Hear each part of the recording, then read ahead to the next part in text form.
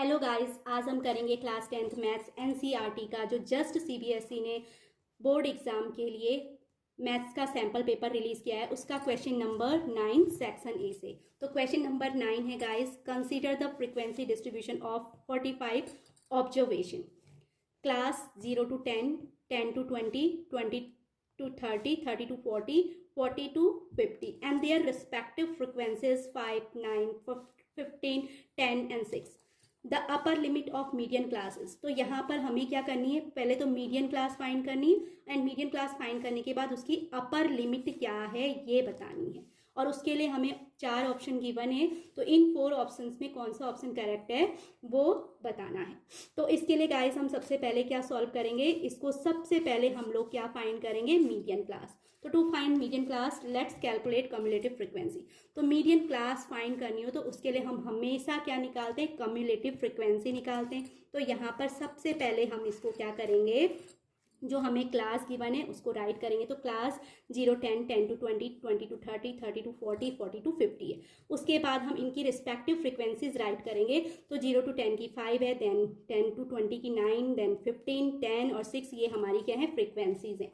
अब हम क्या निकालते हैं, कम्युलेटिव फ्रीक्वेंसी निकालते हैं। तो कम्युलेटिव फ्रीक्वेंसी में फर्स्ट हमारा 5 होगा, उसके बाद 5 + 9 करते हैं। ओके, तो 5 + 9 14। तो 14 आने के बाद 14 में प्लस हम ये 15 करेंगे, 29 होगा। 29 में +10 करेंगे, 39 होगा। And 39 + 6 is 45। हमेशा अपना चेक करना, जो कम्युलेटिव फ्रीक्वेंसी का लास्ट टर्म है, जैसे ये 45 आया है, वो टोटल फ्रीक्वेंसी यानी समीशन ऑफ FI के बराबर होना चाहिए। अगर हम इनको ऐड करें तो 9, 5, 14, 14 + 15 29, 14 + 15 29 होता है, 29 + 10 39 एंड 39 + 6 इज 45। यानी समीशन FI भी हमारा कितना आ रहा है, 45 आ रहा है। और जो कम्युलेटिव फ्रीक्वेंसी का लास्ट सम हमारा आ रहा है वो भी 45। दैट मीन्स आर जो कैलकुलेशन है वो फुली करेक्ट है। अब टोटल फ्रीक्वेंसी जो होती है 45, उसको हम रिप्रेजेंट करते हैं n से।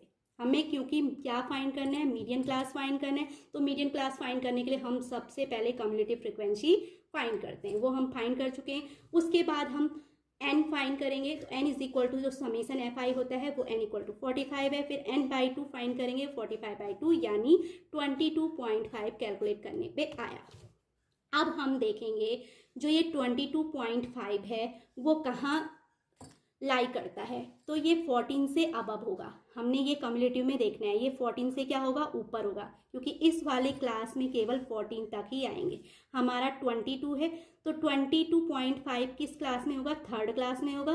और थर्ड क्लास में सिर्फ और सिर्फ 29 तक ही लाई करेंगे। तो that means cumulative frequency greater than और इक्वल टू 22.5 लाई करेगा इन द क्लास 20 to 30। ये कौन सी क्लास में लाई करेगा, 20 to 30। तो हमारी मीडियन क्लास कौन सी होगी, 20 to 30 वाली हमारी क्या होगी, मीडियन क्लास होगी। तो अब हम लोग राइट करेंगे कम्युलेटिव फ्रीक्वेंसी ग्रेटर देन और equal to 22.5 lie in class 20 to 30। क्योंकि ये क्लास 20 to 30 में लाई कर रहा है, so median class is 20 to 30। अब हमें मीडियन क्लास मालूम हो गई।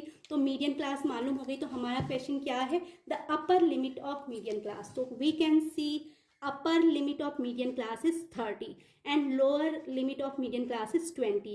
बट हमको यहाँ पे क्या बताना है, अपर लिमिट ना कि लोअर लिमिट। तो फाइनली हम राइट करेंगे hence upper limit of the median class is 30। Okay, अब हमने ये बताना है कि कौन सा ऑप्शन करेक्ट है। तो अब हम गाइस अपने ऑप्शन चेक करेंगे।